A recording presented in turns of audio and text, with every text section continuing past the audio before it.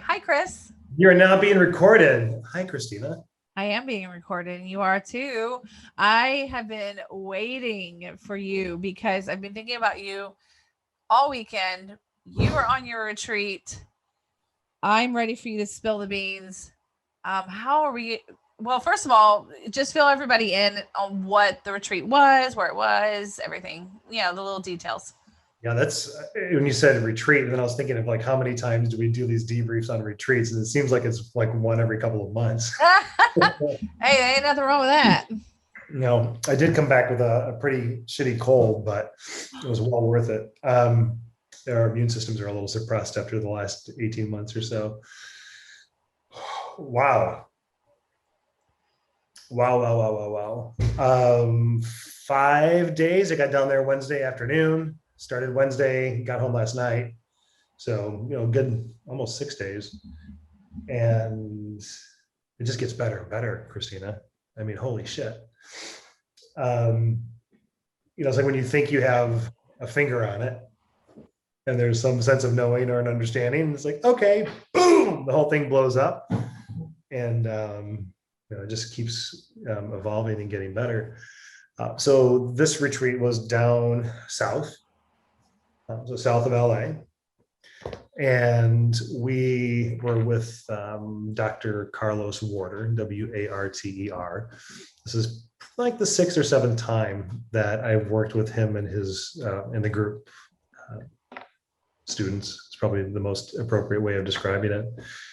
And it was nothing short of stunning. It was different this time, where we did the special work on the front half and then integrated for 4 days or 3 or 4 days on the back end. It was really interesting to have that sort of time to digest and process and learn and grow, rather than doing it 2 days before, and then usually I was getting on an airplane the next day, and it's not giving the work enough time and space to really sink in and be effective. It was incredible. We had roughly 18 people there, like 5 folks that were new. And I guess the punchline is that while doing the special work, I had this incredible experience of, I guess, what is now, upon retrospect, being in an observer state and witnessing this dialogue between my soul and Chris McCann. And the conversation that I remember, and I don't have my notes in front of me, was, I am so sorry that you ever felt anything less than enough. I want to hear that about my soul and my being. That is just like a dream come true right there. Yeah. And the experiences throughout, even after a couple of days later, and I was sitting in a meditation outside, and I've always felt attracted to the sun, right? Like, I joke that the sun is my God, but there's a reason why I'm 4 minutes away from watching the sunset by foot over the ocean. And I was sitting outside the morning before we were heading over. It must have been like Sunday, I suppose. And instinctively just grabbed my chair and was sitting there, watching the sun come up. And when it reached a certain point, and I was listening to the noise around me, there was like someone chopping wood or cutting wood with a saw, birds, traffic, and all the noise just became part of the meditation. And I've heard of this, where it's like everything just kind of disappears. And it's not to say that it hasn't happened before, but the experience was slightly different. And what had happened was, as I'm sitting there, one of Carlos's mantras, if you will, is to transcend and include. And I was like, okay, so I'm hearing noise, ascend and include it. The word is transcend. So everything that's coming up was transcend and include. And then just all the noise kept accumulating. until I heard what was an O sound, but it wasn't O.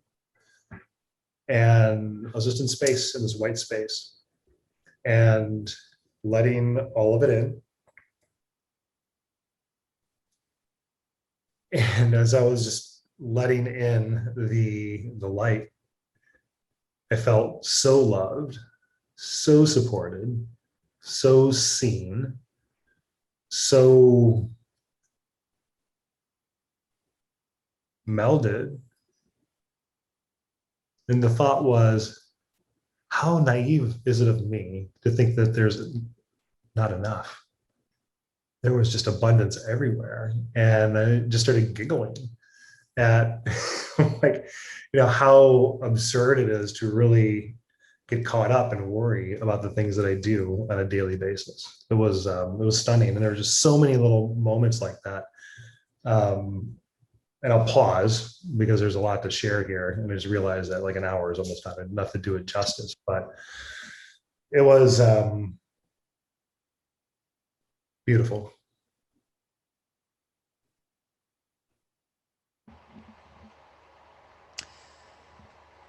So abundance really stuck out to me. Mm. And so how did you experience the feeling that there is always abundance? Like, I don't know, can you get into any detail? Because I know that a lot of people, especially me, struggle with feeling abundant, struggle with attracting abundance, or what they think is abundance, or what they think is a lack. Any insight? So my experience with abundance was possibilities and potentialities and probabilities as opposed to a matter manifestation of it. The space, that boundless space, is where it felt like I could conjure anything. And anything that I wanted to create. So let's just say I said, okay, I want a 911 GTS turbo. Like that's not the point of it, right? It felt like that abundance is a direct correlation to the highest good of everyone, not just the highest good of Chris McCann. And that anything and everything is possible, and that there was nothing that was inherently bad or malicious out there. There's just different ways of looking at things. If we believe in reincarnation, or we believe in the journey of the soul, which is perhaps a little less linear than a traditional interpretation of reincarnation, across the multiverse, then where are we really? Are we in the middle of this experience of our soul? Are we towards the front end? Are we towards the back end? Is it almost over? There's no way of knowing. There's no relativity. It just is. You're just doing it. And when I was sitting with the experiences that I've accumulated across millennia, that was the sentiment or the feeling that I had. It's like, of course there's abundance, because then everything has happened and is possible. So to answer your question specifically, because I'm still kind of reintegrating a little bit, is that abundance is everywhere. But the only time that we're really going to be able to track this in a way that's meaningful is when it's for not just our highest good, but the highest good of everyone around us. Very powerful. So you said you're kind of integrating back. So how would you describe the way you're feeling as opposed to the way you normally feel? Yeah, it's like high highs, low lows. It's like everything is perfect. Oh my God, everything's great. Who am I? This is unbelievable. I'm going back to work. there's all that. Like today I was back at work, my first call was at 6:30 this morning. And it's like, well, here we go. Painful. Well, that's the work, right? That's the job. And the when I think about how I interacted with Meredith when I came home last night, it was, she didn't go this time. She was working. And one of the things that came up for me was her. And it wasn't, we didn't dwell on it because things are fairly well and getting better. But what I thought of is like, wow, like I haven't been present with her in some time. And not present like where we're in the same house or we're, hugging or laying down and watching Handmaid's Tale or something like that. But when she sat down in between my legs last night to watch Handmaid's Tale, and I looked her in the eye, her eyes, I was like, wow, when's the last time I looked at her like that? Like, when's the last time where I connected? And not because of some sense of obligation, but because I want to feel that connection in our relationship where I want to be present and make sure that she knows that she's seen and supported and loved and that she is enough, and see myself in that. Right. It's like, wow, like I don't want to waste any time with that. Like, it's just, be real and don't get stuck or trapped into this day-to-day sort of routine where you're on autopilot and you're not really present. Like, how are you really? Right. Tell me what's going on. And slowing down. Does that answer your question? Absolutely. Yeah. Okay. What I think is very beautiful about this, and I'm sorry to interrupt you, is just how I didn't go on the retreat. And I'm obviously the people who are listening did not go on the retreat either, but yet I feel the message myself through your words. So it makes me want to stop and be present for the people and the animals and things that I have in my life. And it's the same thing when you're talking about abundance. It's just, this is very inspiring. And I'm so grateful that you've done this important work for yourself, but I feel like you're helping us do the work now. I appreciate that. Cool. Thanks. I can't wait to have you come on one of these things with us. Oh, it's coming. So we got there on Wednesday and we started right away. And, it was the first night we talked and the tone was set. I don't remember specifically what it was, but we started, yeah, actually I do, trauma. And sorry, mom and dad. But I've had this persistent sensation on my lower left side for some time about an event that happened when I was like 18 or 19 or something along those lines. Maybe you remember this, not knowing what it was. At 18 or 19, I had left high school. I was going to a community college. I was trying to figure out where I was going, but the minute I could leave home, I did. And I wanted to go accumulate my own experiences. And I'm sure I don't want to belabor it. I'm sure I've talked about that on the podcast before. But one of the things that had happened was when my parents found out that I was seeing someone who was of a different ethnicity, there was a comment made about if you have any kids. And I was like, fine, then if it happens, I'm not going to tell you. And that was the last I talked to them for about a year and a half.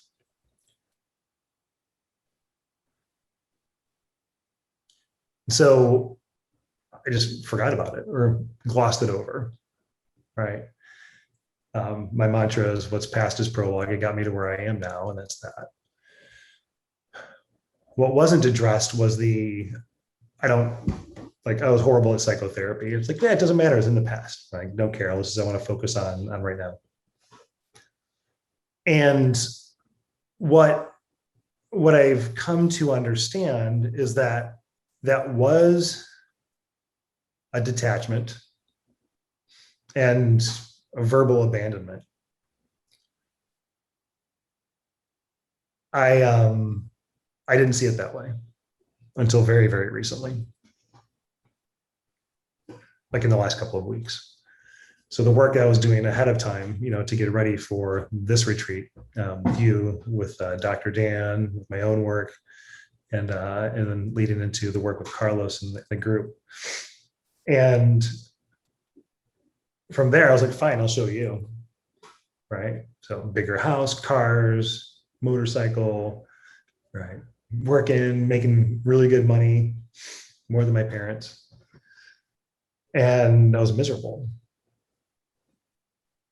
Right. So just burying myself in alcohol. And I love my kids so much, but for fuck's sake, I was like 20, 21, 22, 23, divorced. Right. And what do you know at that age? I was barely fully developed. And that self-made, I'll do it on my own ethos then propelled me through today. Largely, right, been pretty successful, live in a great spot, have a great family, great friends. I get to serve and help, which is amazing. But receiving or asking for help has been a sticky wicket. So over the last few weeks, I was like, yeah, like I could use a teacher. Right, I was like ready for a teacher. And when the student's ready, the teacher appears. Now, my relationship with Carlos, in my own mind, has changed, where he made a comment Friday morning. He's like, oh, here's Chris, the self-made spiritualist. Nope, too good, doesn't need any help, right? And started connecting those dots, right, between the self-made version of Chris going all the way back to that trauma to today. I'm like, I'm going to figure it out on my own. I'm going to find my own answers. And it's hit me recently. It's like, why would I do that when there are people that walk this path and understand? They know. So while in the special work, I surrendered.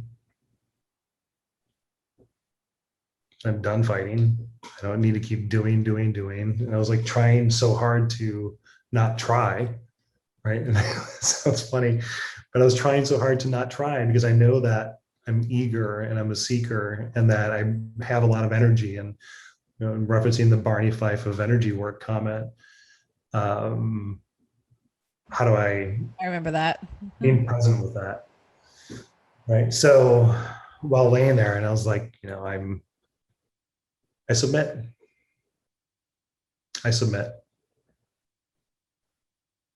And I submitted my life and surrendered my life to the light. And I feel like when I did that, a lot opened up. A lot. So do you feel like as if it's still working now, or did it just really start to heal itself? I mean, when you say it, what do you mean? well, I mean, like you started to surrender everything, and you're talking about the trauma, and I guess connected to the comment from the comment to the trauma, everything in between, which is a lot.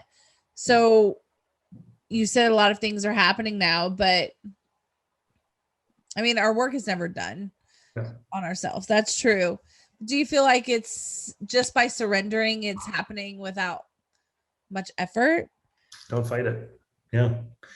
When Carlos said something very profound, and it was a reframe that really struck me, because I've been throwing shit off the boat, right? Like just been throwing ballast off the boat for a while. Like let it go, like whatever, just detach, disidentify. He's like, yeah, but you have to let it all in. And I was like, boom. Oh, mind blowing.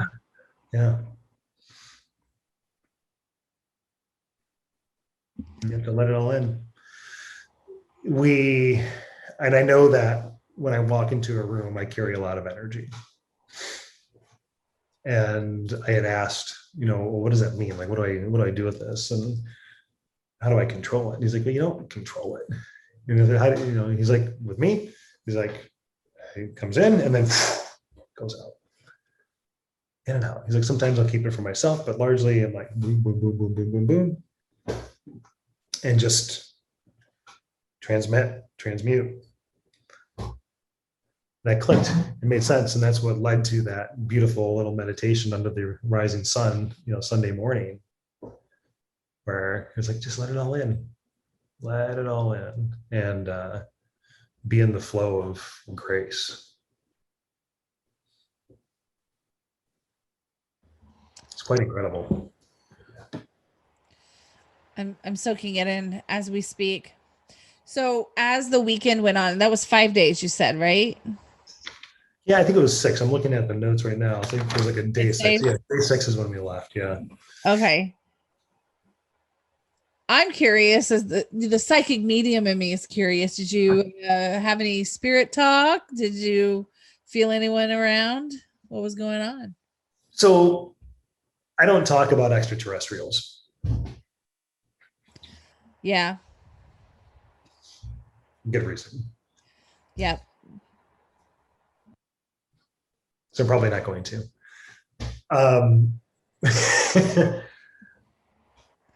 At least not in the podcast. Yeah. And I had a sidebar conversation with Carlos about that. He made a comment to me while he was administering the medicine. And the last thing on the way out the door was like, have fun with the extraterrestrials. And I didn't see them. I didn't see them. I've had experiences there. And when I'm not doing special work where there's been entities, like elemental entities. And when I shared that with him a couple of days later, and he's like, well, what happened? So it's kind of like I just black out. He's like, do you mean white out? And I was like, oh, okay. Like maybe there's something there. And he just has the most stunning eyes. And at another point, he looked at me and just made it like, he drops little cookie crumbs all over the place, right? And he's like, where are you from? And I just started laughing because I've had that meditation come up for me before over the last couple of years. And when we were talking the next day, and he's like, I'm going to give you a meditation. Have you done? Where are you from? I'm like, I have. And he's like, well, what did you see? And I said, well, I saw a galaxy and I was out there and it felt like home. Like I was seeing the entire breadth of it, but it wasn't this galaxy.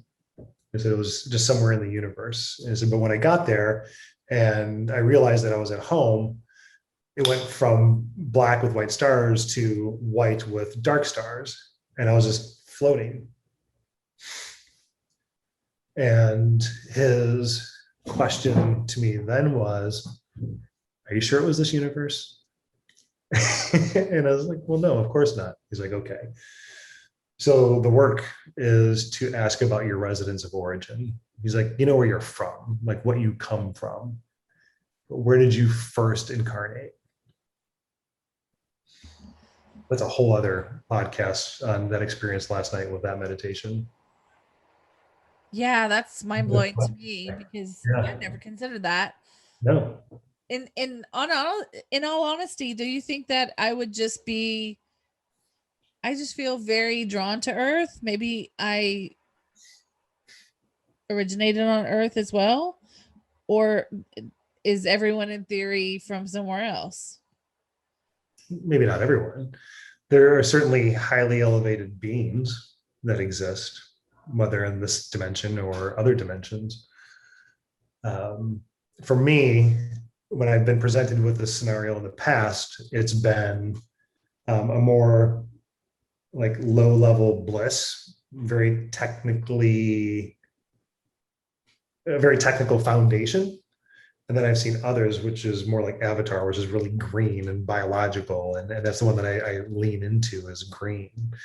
And so when communicating with these highly evolved beings and receiving information and intelligence, it's not necessarily divinely inspired or from source.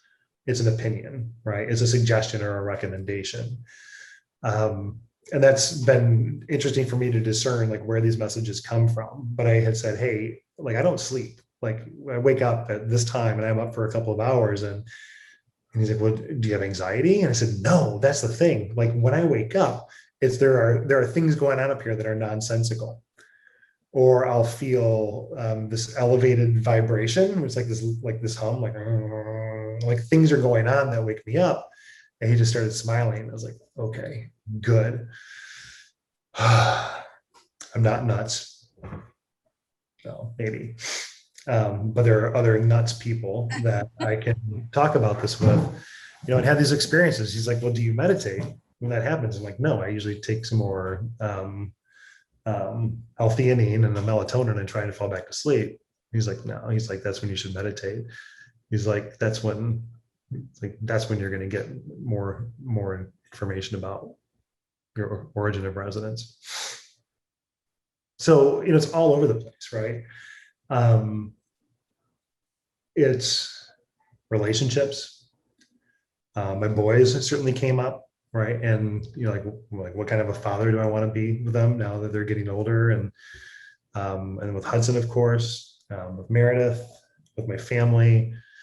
It was just sublime, but it was just that connection and just really, just really opening up and being vulnerable and raw. It's almost as if I got like all my skin just like scraped off and preparing for a skin graft. Because I don't know that I've been that open in a long, long time. Wow, you did the full audit. Yeah, I try not to leave anything on the table, right? Yeah. And when I'm like, no, like I had a funeral for that version of myself, the really busy self that's just always busy. And I didn't consciously select it; it just happened. And it's like, are you sure? Right? I'm like, yeah, like I'm sure. Like I don't want this anymore. I like no, like I'm done. Thank you. You served me well, but I'm done with this. And I want to see hear about what you're looking at or what's going on. And as I did that, and then like I'd hear like a little voice over here. I'm like, no, ascend, ascend, ascend. Like I want nothing to do with any of this. Like just be done. I'm like, no, stop it. Like just be done. Like stop fighting it. Don't take it so seriously. Enjoy it. So wait, you were trying to just be done with it? I was trying to be done with being busy and just trying. I wanted to be done with trying. Like that version served me well. Mm-hmm. And it got me to where I was then. But now I want to just flow.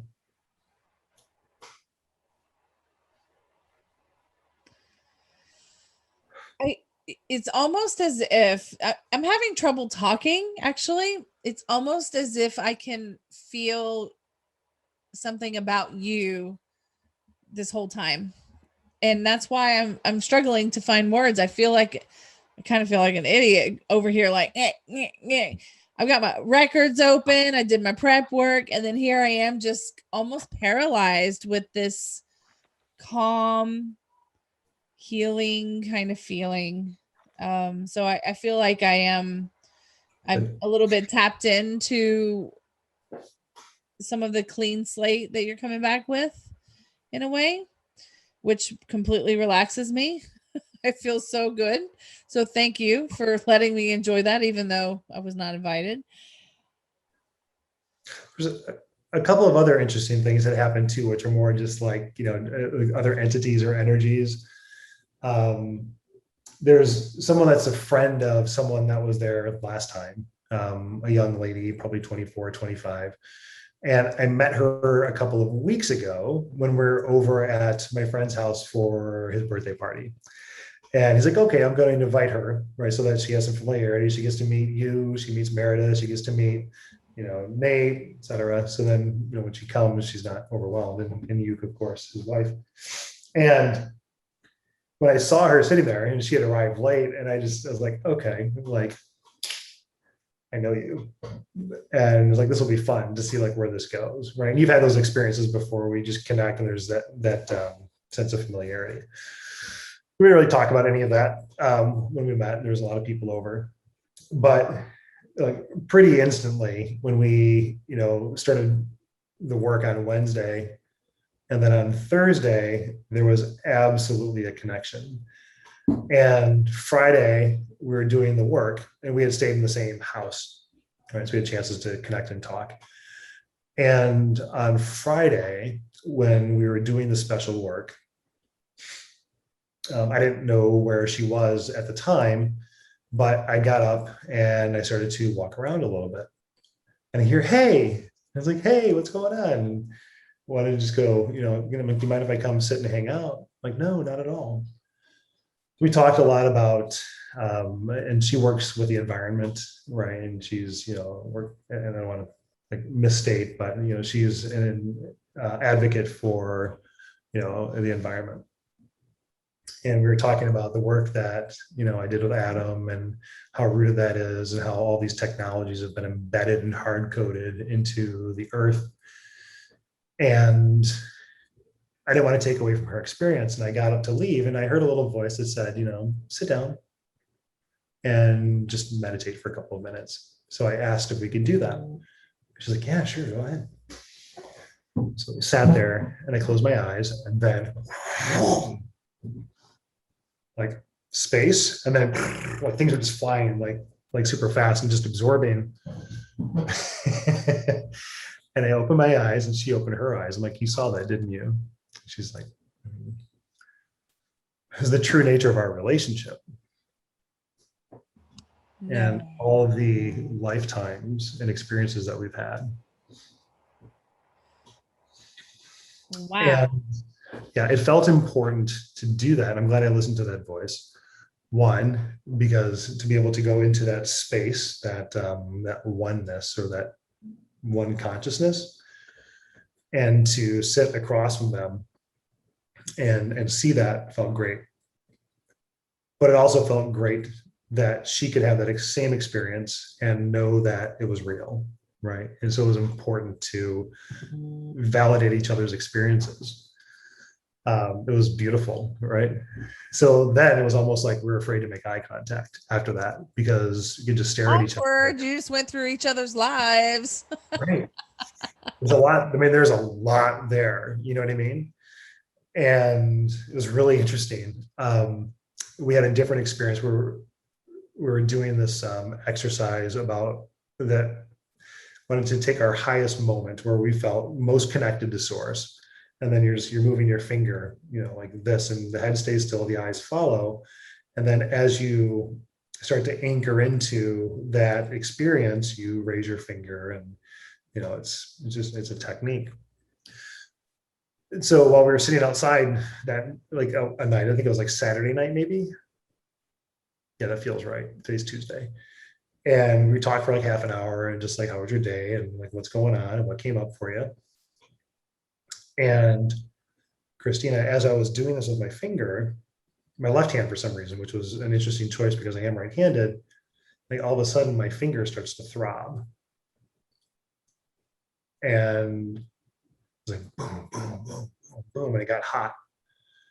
So I opened up my hand a little bit to see where it was, and I could feel like my hand doing the same thing, but I didn't want to take away from the exercise. So I just kept moving my finger and moving my finger. And it's throbbing and throbbing and throbbing. I'm like, do you feel something? She's like, yeah, like my eye's really twitchy. It's like, okay.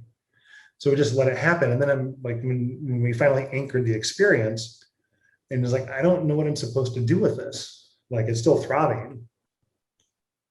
And so I touched her forehead.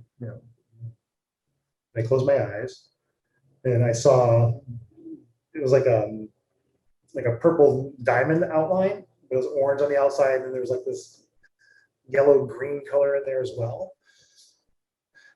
What she had seen when I took my finger off was green. Interesting experience, right? Now, when she reads me, she does the same thing. And she's like, my finger's starting to throb, right? So she put her finger on my forehead, and as she released it, I saw red just drop. Like, okay, like this is probably a good place to drop the exercise for the night. I'm going to go to bed. Not sure what all that was, Oh, wow. but like, what was that? And I finally had a chance to ask Carlos yesterday during a break, and the look, he's like, why would you open her third eye? Like she's already pretty open. And I was like, oh, like I didn't even know that was like it. Like I'm just following like my instinct. And he's like, you can't just walk around. I'm paraphrasing, but it was like you can't just walk around and do that. Like what? Like, what the fuck? So basically, you just poked her in the eye. It just went. Right. And he's like, well, what did you see? And I said, well, I saw red. He's like, okay. He's like, well, we're going to do a quick little meditation. So he's like, close your eyes. Yep. He's like, and just go back to that moment when you saw that heart and then the red dropped. He's like, and I want you to follow it down your spine to a place until it feels like home. And I tried not to get into my head about it and really feel what was going on, and felt it like in between my belly and my the back of my spine, which was like the root chakra. I mean, he's like, that's home. That's home. That's where you need to operate from. And hers being green was heart, of course, the heart chakra, right? Which made sense. So we did have a couple of interesting experiences that were like that as well. Well, now I'm a little scared because what you did was kind of an emergency thing that he was like, oh my gosh, why did you do that? Right. I'm like, We don't know what we're doing over here, you know? Yeah. Yeah. So have you talked to her since you guys got back? Yeah, actually, yes, we got back last night, and I wanted to give her space to process, because when you encounter someone where you have that sort of a connection, like she knew Holden's name without anyone telling her, which freaked her out, and it makes sense, right? But when you experience this connection, whether they're 24, 44, or 84, it's just like you want to explore it. And then I just wanted to honor giving her some space. But she sent me a WhatsApp message today, and she's like, hey, do you know anything about the Akashic Records?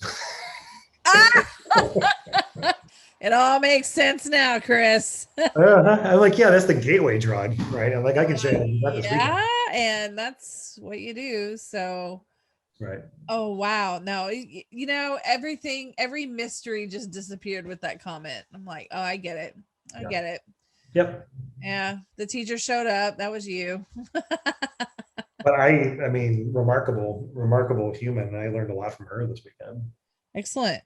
Yeah. So yeah, before we had those experiences, I know she was like sitting next to me, like on a couch or something, elevated. And out of the corner of my eye, I looked at her, and her eyes were closed. And what I saw was like a more masculine energy, but it was more like bodhisattva than anything else. And I was like, so it very much felt like a teacher. And like I have no problem submitting to a 24-year-old that can teach me something. Oh, she's 24. Right, but probably more like 24,000. Yeah, yeah. She sounds like it. That's why I'm a little shocked. Her vessel vessel is a little ripe, or not ripe, let's say. And wow, very interesting. Yeah, super, just incredible experience. And it's not easy, right? And doing this sort of work, and it's grueling. And I'm in a much better place where I can show up and actually receive feedback and ask for it, and get some guidance. So very grateful to Carlos and his wife and the family, and what it is. But I'm pretty clear about what my job is now. When you showed up on camera today, I thought that you looked at least 5 years younger. Really? Some of the lines have even disappeared on your face. I'm not even joking. Wow. Yeah. Like I guess it's micro muscles. You know, you have micro muscles that kind of clench. This is actually very similar to my friend in Hawaii. Before she moved to Hawaii, she looked older to me than she does now living in Hawaii. And she always says, "Oh, I think it's my micro muscles have relaxed because I'm now relaxed." So maybe it's you too. You're unclenching a lot of Yeah. places that you naturally would. You know, it's like the acupuncture thing because you hold energy in certain areas of your body, and you've just released a lot of energy and you've just moved it and manipulated it. So it makes sense that you look younger. It was just absolutely incredible, and the work never stops, right? Um, but I am happy to answer any questions that anyone has about any of this work. It's not for the faint of hearts, and you know when you're called, but there is so much that's available to us, to access and remember who we really are. Um, just an incredible privilege. Would this be something that you could maybe give a sample to somebody without going on a retreat? Or is this something that really needed that kind of space and time pause in your life?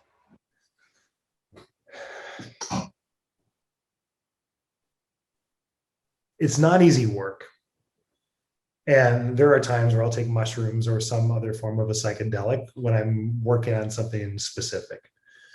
So I never do these things without an intention, whether self-administering or doing it in a larger context. But I wouldn't I wouldn't take a handful of mushrooms and go sit on the park bench, There right? you Just go. on a random day. Want to walk into it with an intention and focus on the set and the setting, and um, make sure, because these things meet you where you are, that you're pretty clear and that you have someone around you who has their hands on the wheels. That's incredibly important. Um, that level of trust exists now. It was harder for me the first time, but I trusted the people that recommended me to the work. And now it's like, yeah, like whatever you think is going to, I mean, I just like, let's just get it all out. I want it all out. That's no longer serving me or for anyone's highest good. And it's funny that you had asked that, because while in the special work, I had asked a question, and I was like, Carlos, like, I told him in that, I'm like, I'm ready. Right. It was right around the same time I'm submitting to the light, not to him, right, per se, but the teaching and Right? this. And I had asked him, like, will you teach me how to do this? And the answer I got was, you will in your own way. Whoa. Which is good, because I'm not an MD, right? I can't prescribe things. But if my role is simply to pick someone up on Van Buren, and I'm the bus driver, and take them to Erie Street off of Michigan Avenue, right? That's okay. That's more than enough. Does that make sense? Yes, it does. So your own way. Yeah, I don't need to get all the way to the North Pole. Yeah. It's just I'm looking and seeking, and have had experiences where I've melded with that one consciousness, and learning and teaching and growing and evolving.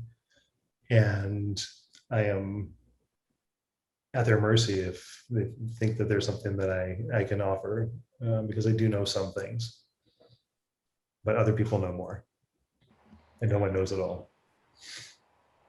I think it was oh, what's his name? I made you read his book. He's the coach extraordinaire. Hmm. Oh, Rich Litvin. Yeah. Yeah, Rich Litvin. He always says, if you're the smartest person in the room, you're in the wrong room. I completely agree with that. Yeah. Yep. I mean, Carlos has been doing this work for over 50 years. He just turned 74. Something else that I learned, which was really interesting, because when we came back from the special work, and then the next day was the 61st anniversary of his bat mitzvah, which was Oh my goodness. really cool. So we were invited to participate. The first time I'd been to service.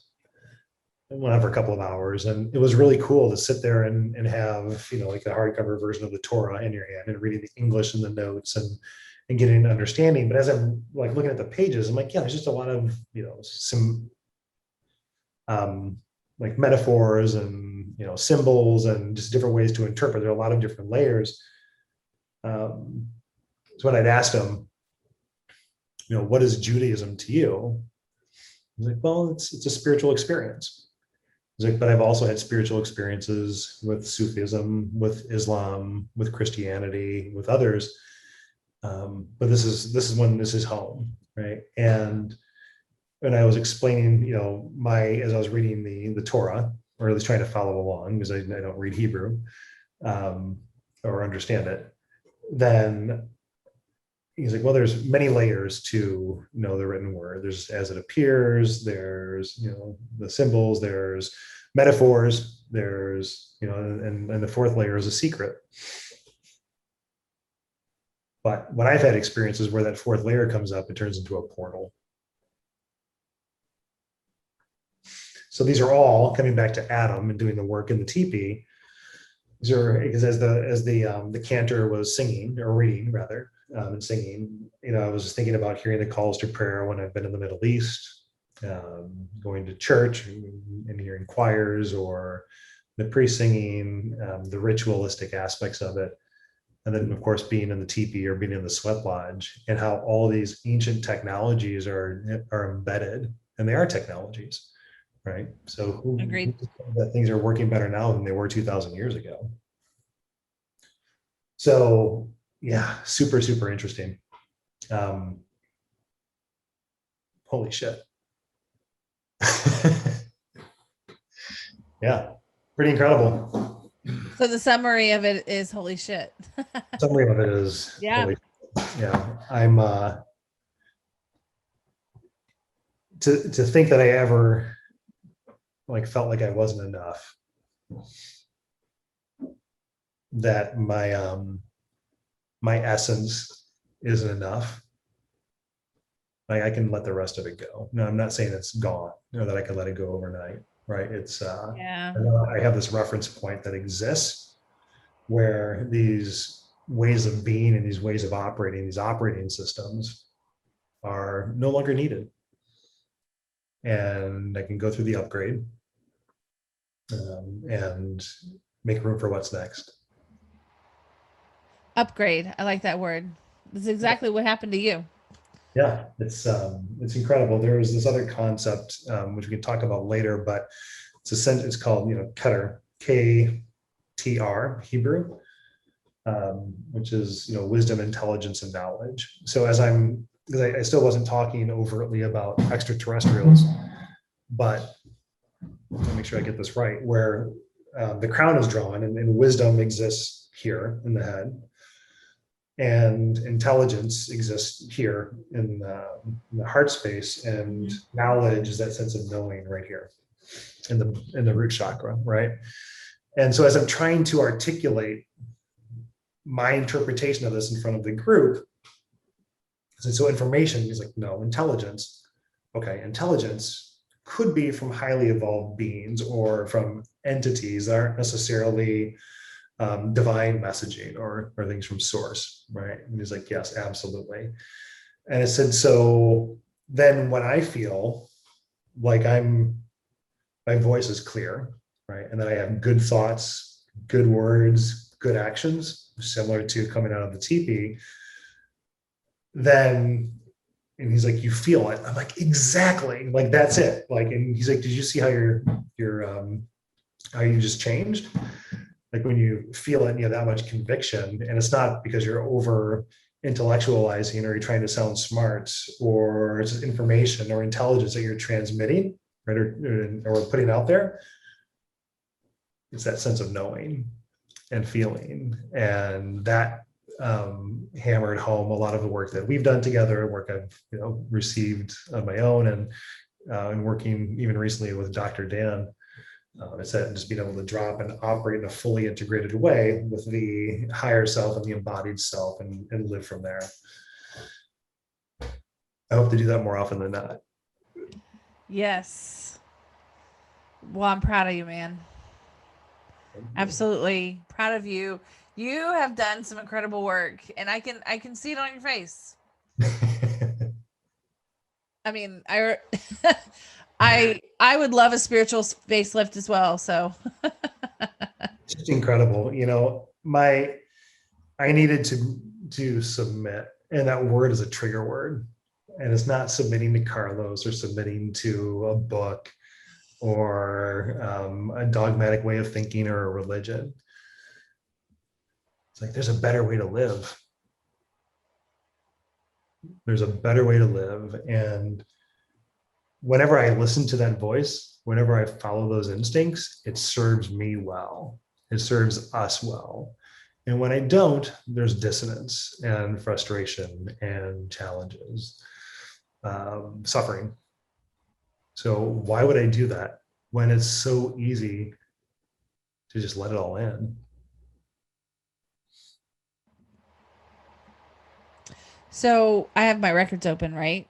And Mhm. as you have been talking about the different religions and then different things that you'd been experiencing, I can see in my mind's eye all of these little swirls of like rings of fire almost. Mhm. And they make kind of this like really odd Venn diagram, because you were talking about the Torah and then Islam, and you were mentioning all these things, and I saw a human being in the middle, and how all of these little zips, these circles of electricity lasso onto the things that your soul needs to kind of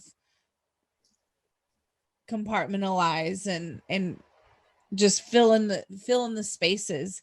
And so I saw you uniquely, just as kind of like the example, not that I'm in your records, I'm in my own, but I actually saw how all of these little pieces of what you need. And then I got moved to another person. I don't know who they are.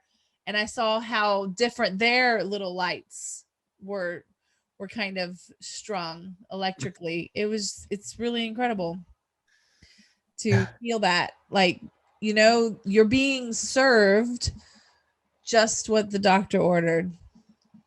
Yeah, yeah, and it's truly a special man, and a special woman. His wife is unbelievable and just beautiful person. And it's being able to approach this with a little less hubris and ego will serve me well. He made a joke about, like, he's like, yeah, like someone knows everything. And my friend across the room looked at me and he's like, you. I'm like, no, like, I don't know what you're talking Whoa. about. Right. And it's just, I submit. Let's just get in the flow and go help and go serve. Well, congratulations on your big success, and especially your hard work and freeing yourself from the shackles in which you have put yourself in. I'm very proud of you, Chris. Thank you, Christina. I appreciate you very much.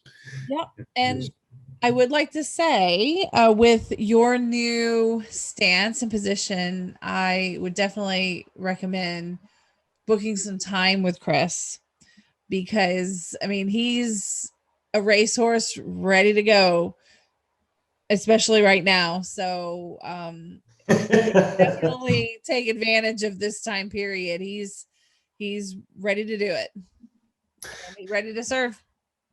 Yeah, absolutely. I love you, Christina. Love you too. Ciao, ciao. Ciao.